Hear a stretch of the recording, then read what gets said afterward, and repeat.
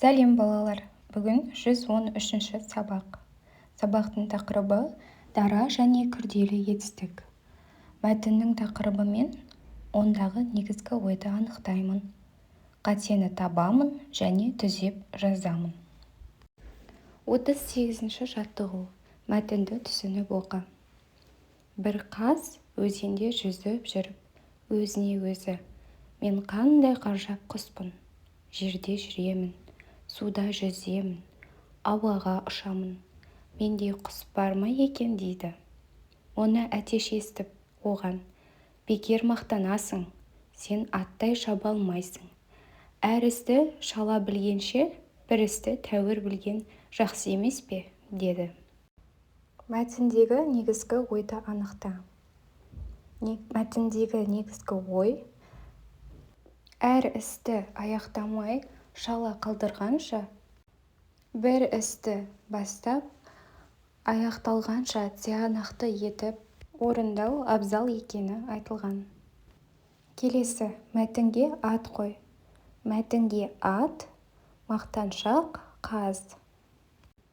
Етістіктерді тап.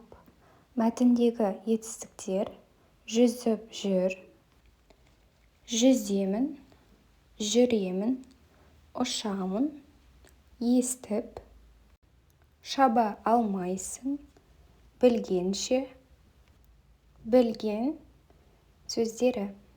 Етістіктер. 39-ші жаттығу. Сурет бойынша әңгіме құрастырып жаз. Біз суретте қоян және көжектерін көріп тұрмыз. Бізде әңгіме осы қоян мен көжектер туралы болады. Біздегі тақырып көжектер. Орманда екі көжек ойнап жүріп, анасынан адасып қалыпты.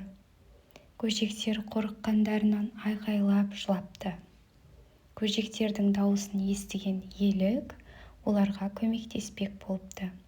Елік көжектердің үйінің қайда екенін, үйінің жанында не бар екенін мұқият сұрап, жолға шығыпты.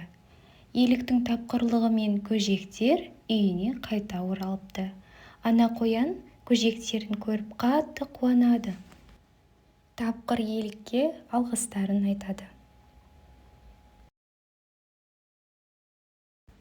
40-шы жаттығу. Қатесін тап және түзеп жаз. Тоты әдемі құс. Ол Африка, Австралия ормандарында тіршілік етеді. Ол кім? Бұл не? Кітабынан алынған. Шығармашылық үзіліс. 41-ші жаттығу. Пирамидадан 7 әріптен тұратын етістікті тап. Тапқан етістікті тор көздерге орналастыр. Жоғарыдан төменге дейін 7 әріпті етістікті табайық. Сайрады. Бізде бұл жерде 7 әріптік сайрады етістігі шықты. Енді тапқан етістікті біз тор көздерге орналастырып шығамыз. Жарайсыңдар балалар. Сабақ аяқталды. Менің каналыма тіркеліп кетіңдер, алдағы уақытта видеолар салып тұрамын.